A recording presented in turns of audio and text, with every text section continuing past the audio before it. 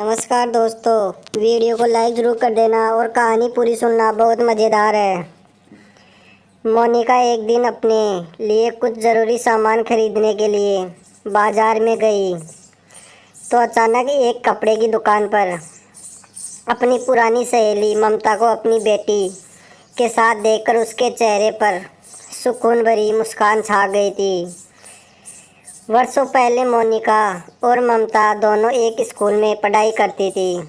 एक स्कूल में पढ़ाई करने के दौरान दोनों में दोस्ती हो गई थी और दोनों अच्छे दोस्त भी थे। कुछ समय बाद जब दोनों की स्कूल पूरी होने के 5 साल बाद ममता शादी करके अपने ससुराल चली गई थी और मोनिका कंपनी में जॉब करने लगी थी। दूसरे शहर में रहने के कारण मोनिका ममता की शादी में जा ना सकी और ना ही उसने उसके होने वाले पति के बारे में कुछ पूछताछ की थी, जिस कारण वह उसके पति से अनजान थी। जैसा कि आमतौर पर सहेली आपस में एक दूसरे से होने वाले हमसफ़र के बारे में बातें करती है। मोनिका की कंपनी में एक गौरव नाम का युवक भी काम करता था, जो खूबसूरत होने के साथ साथ काफ़ी मज़ेदार बातें भी करता था। एक दिन गौरव ने मोनिका के सामने दोस्ती का प्रस्ताव रखा तो मोनिका उसे ठुकरा ना सकी। दोस्त बनने पर दोनों साथ साथ कभी फिल्म देखने जाते तो कभी लॉन्ग ड्राइव पर निकल जाते थे। कभी कभी तो मूवी देखने के बाद मोनिका को अपने साथ ही रुकने को बोल देता था या फिर अब मोनिका के साथ उसके घर चला जाता था। उसके घर जाकर पूरी रात पार्टी करते और मज़े करते।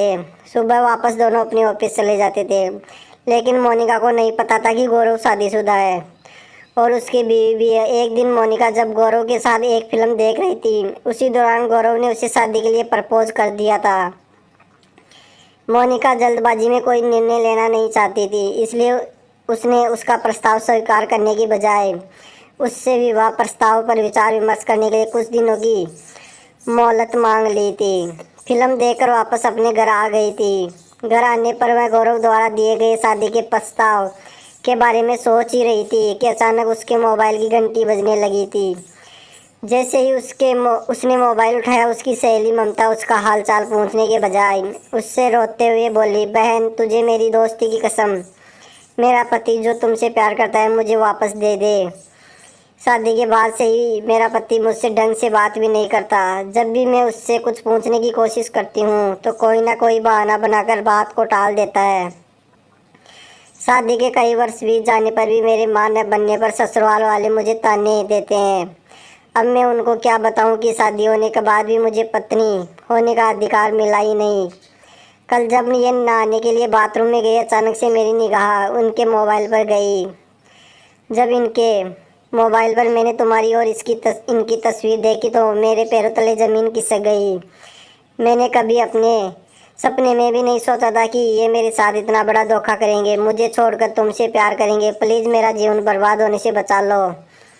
कहते हुए ममता फूट फूट कर रोने लगी थी। ममता की बात सुनकर मोनिका आश्चर्यचकित हो गई, क्योंकि उसे नहीं पता था कि उसे शादी का प्रस्ताव देने वाला उसकी सहेली का ही दिल टूट गया था और वह ज़ोर ज़ोर से रोने लगी थी। परंतु फिर उसने समझदारी से काम लेते हुए ममता को समझाते हुए कहा, मैं आज ही गौरव से अपना रिश्ता तोड़ दूंगी और उसे चेतावनी दूंगी कि यदि उसने तुम्हें तुम्हारा अधिकार नहीं दिया तो पत्नी को धोखा देने के जुर्म में तुम्हें जेल की सज़ा दिलवा दूंगी। अब तुम मेरी तरफ से निश्चित हो जाओ।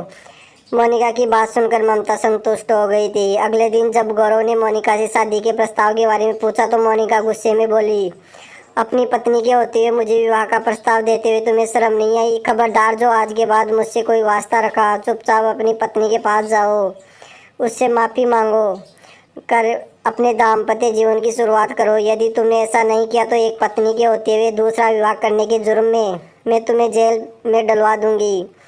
मोनिका की बातें सुनकर गौरव घबरा गया था। वह उससे माफ़ी मांगते हुए शर्मिंदगी भरा चेहरा लेकर चुपचाप अपने घर की तरफ चला गया और ममता से अपने बर्ताव के लिए माफ़ी मांगकर उसके साथ दाम्पत्य जीवन बिताने लगा था।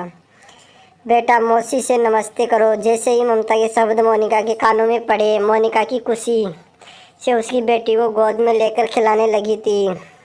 ममता का शुक्रिया भी अदा करने लगी थी। ऐन वक्त पर फ़ोन करके अपनी और उसकी ज़िंदगी बर्बाद होने से बचा ली थी। आज भी हमारे समाज में कई युवक ऐसे हैं जो अपनी पत्नी के होते हुए भी दूसरी लड़कियों से शादी रचाकर उनकी ज़िंदगी बर्बाद कर देते हैं। ये गलत है। ऐसे धोखे से बचने के लिए लड़कियों को सोच समझकर शादी के प्रस्ताव पर हाँ की मोहर लगाना चाहिए, अन्यथा एक साथ तीन ज़िंदगी बर्बाद हो जाती है। कुछ समय पहले ही हमारे समाज में ऐसी घटना घटित हुई थी, परंतु लड़की ने समझदारी दिखाते हुए अपने साथ अपनी सहेली की भी ज़िंदगी बर्बाद होने से बचा ली। तो दोस्तों, कहानी कैसी लगी कमेंट करके ज़रूर बताना और चैनल को सब्सक्राइब जरूर कर लेना और वीडियो पसंद आए तो वीडियो को लाइक ज़रूर कर देना। धन्यवाद आपका पूरी कहानी सुनने के लिए।